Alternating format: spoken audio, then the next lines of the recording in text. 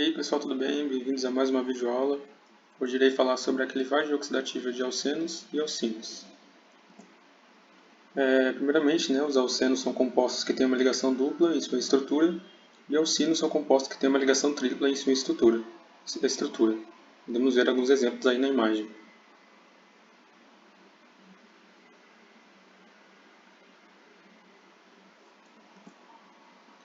Os cenos contêm ligações duplas. É importante olhar para a hibridização do carbono nesse caso, o sp2. Um carbono saturado tem hibridização sp3, ou seja, tem 25% de caráter S e 75% de caráter P. Já o orbital sp2 tem 33% de caráter S e 67% de caráter P. O orbital S tem uma energia menor e, por isso, elétrons são mais estáveis nesse orbital, o que faz o carbono ficar mais eletronegativo com essa hibridização.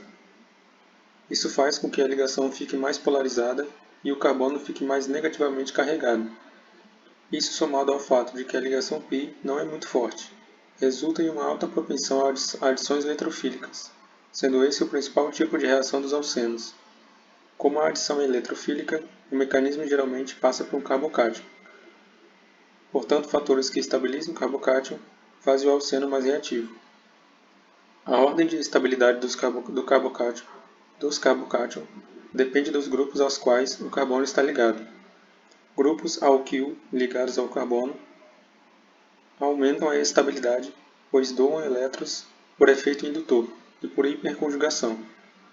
A hiperconjugação ocorre quando o orbital vazio do carbono positivo interage com o orbital preenchido da ligação CH, e isso estabiliza o carbocátion.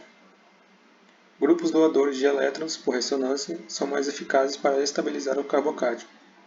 Devido a esses fatores, a estabilidade do carbocátion é primário, secundário, terciário, alílico e benzílico. Como podemos ver aí na imagem, podemos ver o carbocátion mais estável leva ao produto majoritário.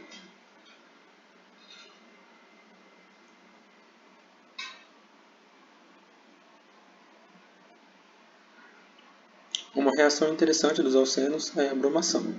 Nesse tipo de reação, um alceno reage com um Br2 e um bromo é adicionado de cada lado da ligação dupla. Mas algo curioso é que o bromo é adicionado de forma anti, ou seja, se um bromo for adicionado de um lado, o outro vai ser adicionado de outro.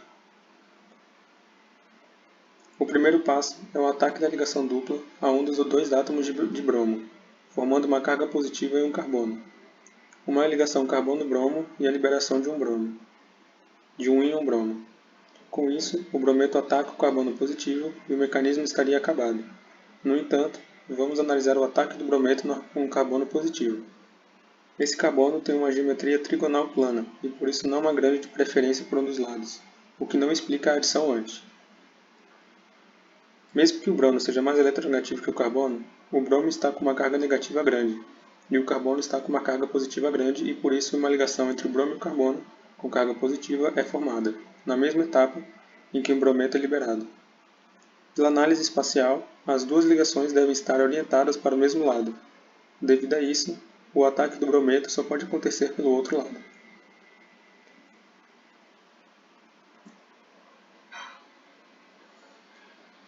Existe uma regra muito importante em todas essas reações, que é a regra de Markovnikov. É uma regra experimental e diz que a adição se dá no lado menos hidrogenado. Isso se deve ao fato de o primeiro passo do mecanismo de adição passar por um intermediário catiônico.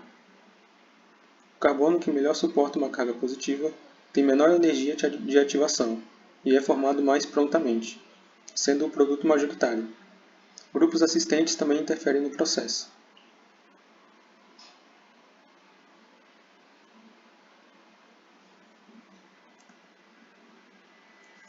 Porém, caso quiséssemos adicionar uma hidroxila ao invés do cloreto, a reação provavelmente não seria tão eficiente, já que precisaríamos usar um meio ácido e em meio ácido a desidratação e a hidratação com Petri. Para resolver esse problema, podemos usar a oximercuração-redução, que ocorre de acordo com a regra de Markovnikov, e evita rearranjo, como veremos a seguir. O acetato de mercúrio é usado como reagente. A primeira etapa é a dissociação de um acetato, deixando o mercúrio com uma carga positiva, e depois a ligação dupla ataca o mercúrio. O carbono mais substituído pode doar mais elétrons para o mercúrio e fica mais positivo. Por isso, quando o nucleófilo ataca, ele o faz do lado mais substituído, respeitando a regra de Markovnikov. O que sobra é uma ligação do carbono com mercúrio, que pode ser removida com boridreto de sódio, no mecanismo radicalar.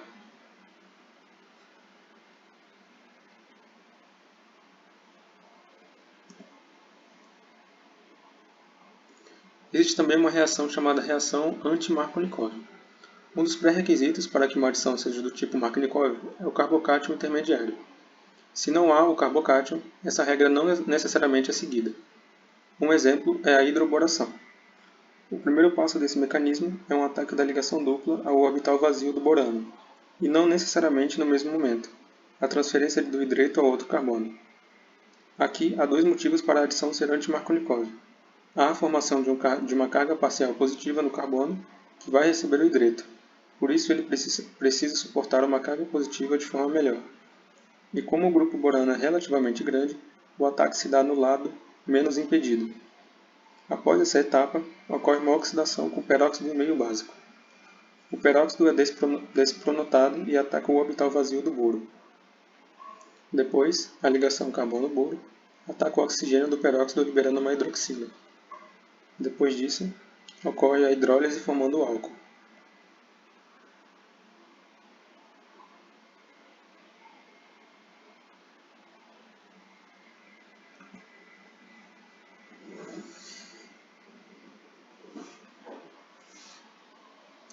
Algumas vezes, o produto de uma hidratação, por exemplo, não é o que esperávamos, como neste exemplo que podemos ver na imagem. Por que o oxigênio foi adicionado num lugar que nem tinha ligação dupla? Vamos analisar o mecanismo. O primeiro passo é o ataque da ligação dupla ao próton. Isso forma um carbocátion secundário. Porém, sabemos que um carbocátion terciário é mais estável que um secundário. Então ocorre uma transferência do hidrogênio, que é chamada de rearranjo, do carbono terciário para onde a carga positiva está, e a carga positiva fica no carbono terciário. Depois ocorre o ataque nucleofílico, da água e o álcool formado é o terciário.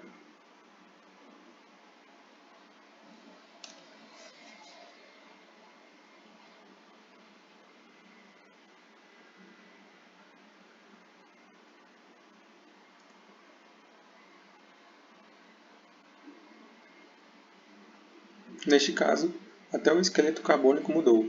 Novamente, vamos analisar o mecanismo. O primeiro passo é o ataque da ligação dupla ao próton, e da mesma forma que no exemplo anterior, forma um carbocátion secundário.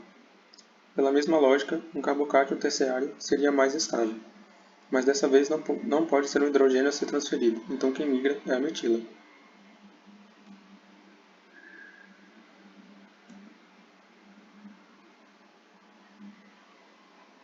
Rearranjos do grupo alquilo em carbocátion são denominados de arranjos de Wagner-Mahler.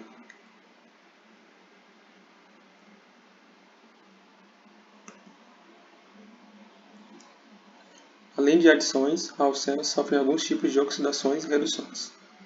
As reduções mais comuns são as hidrogenações, que geralmente são catalisadas por metais como níquel e principalmente como níquel.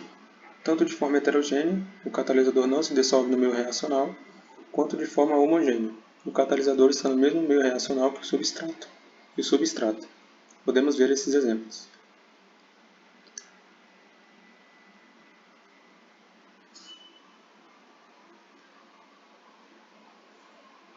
Nesse tipo de hidrogenação, é importante notar a estereoquímica do produto. Os hidrogênios são adicionados de forma assim, ou seja, do mesmo lado. Vamos analisar o mecanismo para entender mais o motivo da estereoespecificidade. Na catálise heterogênea, a reação acontece na superfície do catalisador. A primeira etapa é a aproximação do hidrogênio. Os átomos do metal doam densidade eletrônica para o orbital antiligante da ligação, o que a enfraquece. Eventualmente, a ligação é quebrada e o hidrogênio fica ligado diretamente ao metal. Então, o alceno se aproxima e novamente o metal doa densidade eletrônica, enfraquecendo a ligação dupla. Nesse ponto, os carbonos e os hidrogênios estão ligados no metal. Então, os hidrogênios começam a interagir com os carbonos e a ligação com o metal é enfraquecida. Finalmente, a ligação carbono-hidrogênio é formada e o produto se desprende da superfície do catalisador.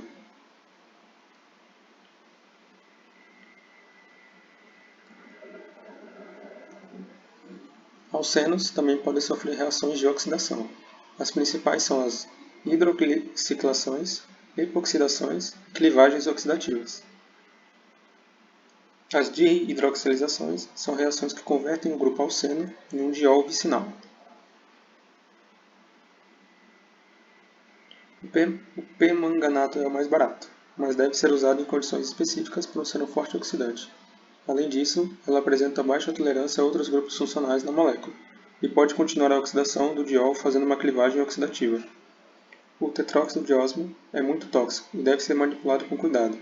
Por isso, é usado em quantidades catalíticas e é usado com um oxidante como o NMO.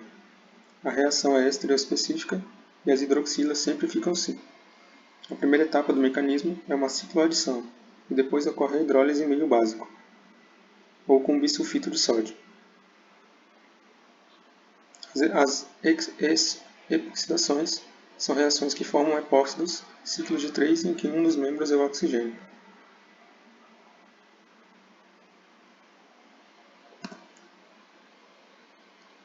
Assim como os alcenos, a hibridização do átomo é importante. A hibridização é sp e o orbital s contribui 50% no híbrido, sendo ainda mais eletronegativo, atraindo ainda mais os elétrons, que o carbono sp2. Como a ligação π é fraca, também é bastante suscetível a adições nucleofílicas, mas vamos analisar outro tipo de reação que os alcinos podem fazer, o que é bem interessante. Devido à alta eletronegatividade da hibridização sp, o próton acetilênico tem uma elevada acidez, tão elevada que pode ser desprotonado pelo amideto. Isso é muito interessante porque torna o carbono nucleofílico. Um dos grandes objetivos da química orgânica sintética é produzir compostos orgânicos que geralmente são grandes, mas os compostos comercialmente disponíveis não têm tantos carbonos. Assim, nós precisamos unir pequenas partes para formar o produto que queremos. Os métodos mais famosos para formar ligações se baseiam em reações polares, ou seja, um lugar negativo doa carga para um ligar positivo, formando uma ligação no caminho. Mas se formos analisar a estrutura de um alcano, o carbono não quer nem receber nem doar elétron, o que torna quase impossível formar ligações carbono-carbono entre alcanos. Por isso, métodos que formam carbono-carbono são tão importantes em química orgânica. No nosso caso, nós conseguimos transformar um carbono em um nucleófilo. Se o reagirmos com um haleto de alquila, teremos então formado uma ligação carbono-carbono.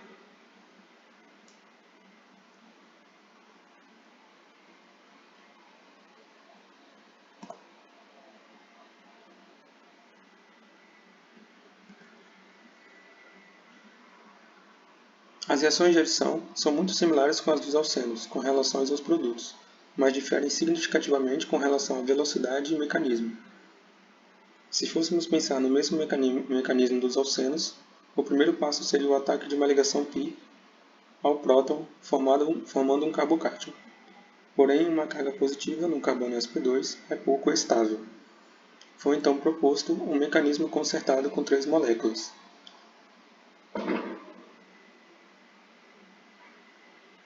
Os alcinos também podem sofrer hidrogenações e virar alcanos, consumindo 2 equivalentes de hidrogênio, passando pelo alceno no processo. Porém, algumas vezes queremos que ele pare no alceno.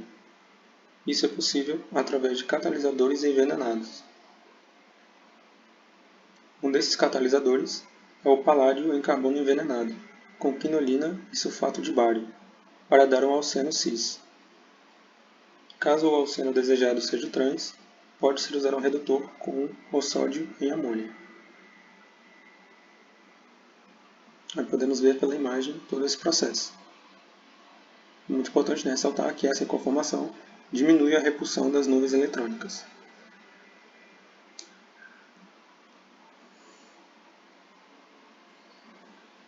Então por hoje é só, ficamos aqui em mais uma videoaula. Agradeço a atenção de todos e até a próxima videoaula, caso ainda tenhamos que fazer. Valeu!